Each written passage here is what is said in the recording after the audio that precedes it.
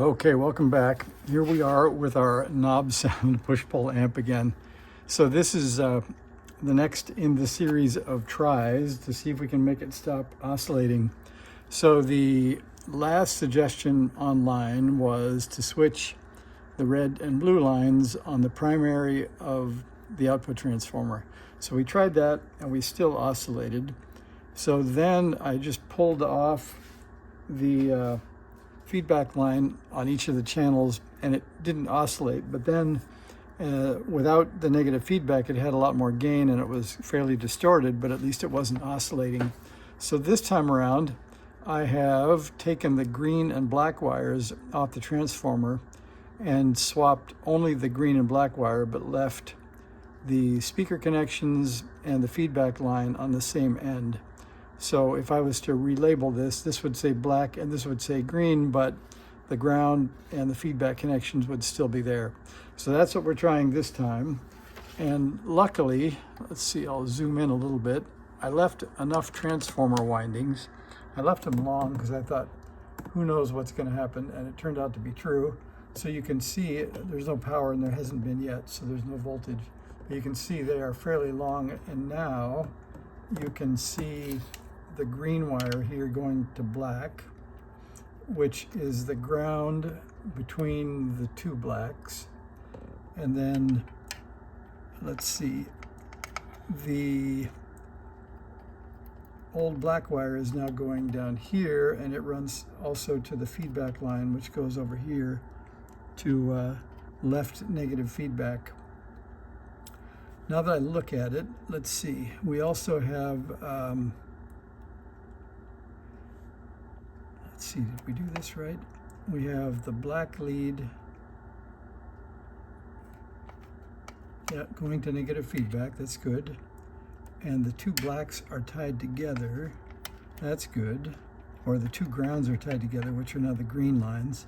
But actually, I think the one thing missing that is on the schematic that we can try adding is they show the black line connected to ground as well as being connected to the other channel. So I think I'll add that ground lead, but what the heck, let's plug it in first and see if switching the output leads helped.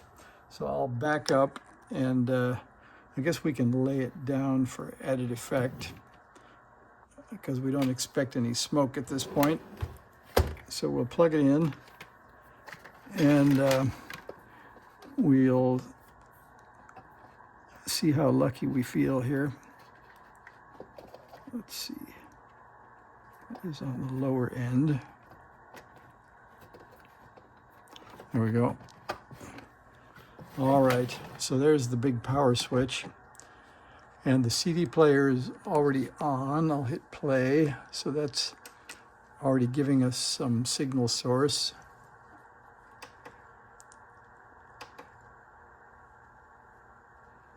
All right, here we go. I'm predicting oscillation, but you never know. And I don't know, we'll find out if it oscillates. If it does, then give me your feedback whether you think that extra ground on the output lead would help. Okay, well there's the answer to that. And it actually seems like it should, because otherwise there's no ground path for the feedback. So I think I'm going to try that and see if that fixes our problem. And we'll make that the next session here. I won't make you watch me solder the wire from ground to ground. And see you in a moment. Okay, we're back. Maybe not the best choice, but the easiest choice is the ground now from the two common leads.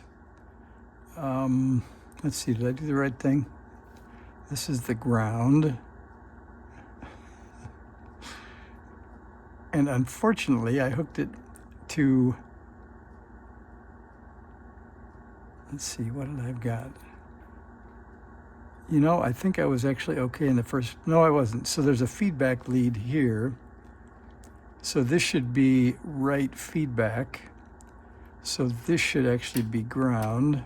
So the ground I added should have been to this terminal instead of this terminal. So I'm going to move that wire before we do our first test over to here and see what we get. So there's another interlude in our saga, I guess. Yeah, I'll do that and I'll come back and see it. Okay, we're back after one false start. So now let me show you what we have. I think we might end up with something good, we'll see. So P1 on the board, let me zoom in and show you that. So I'll show you where we ended up. That way we can decide if anybody randomly is following along or comes back at a later date to see whatever happened. I'll try to explain it to you. Sorry for the springy camera mount. Okay, so we'll get some light in here. So you can see the board is labeled P2 here, and we have red on P2 and blue on P1, which is counter to where we started. I had red on P1 in my original schematic based on what I saw in the pictures. So we may switch that back at some point if we ever cure the oscillation. But right now, red is on P1, pardon me, blue, red is on P2, blue is on P1, yellow is the center tap. And on the output, let's see if I turn a little bit, you can see here, black is now the green lead from the power, or from the output of the audio transformer. That is the negative lead now, and they are connected together via this black wire. That goes down to the other green lead right here. And then they also have this wire, which is a ground via the cathode resistors on the outputs. So this is the ground end of that. This wire feeds ground off from right in the center of the power supply, right there. So that's ground. That was a shorter run to just go to here. So ground now goes to here. Like I said, they're hooked together, so that's the ground, or the minus side of the speaker leads. Plus is now the third lead, that's here, and that's the black wire, and that also feeds up to here, which is right negative feedback. Then on the other black wire down here, it feeds over to left negative feedback. So that's where we've ended up, and we're about to try again.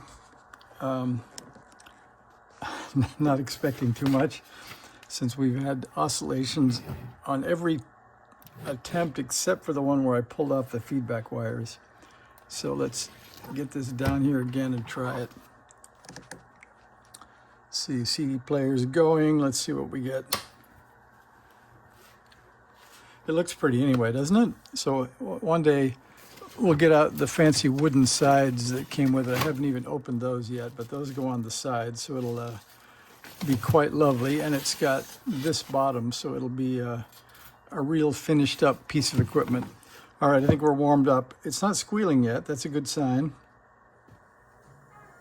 Hey, that's better.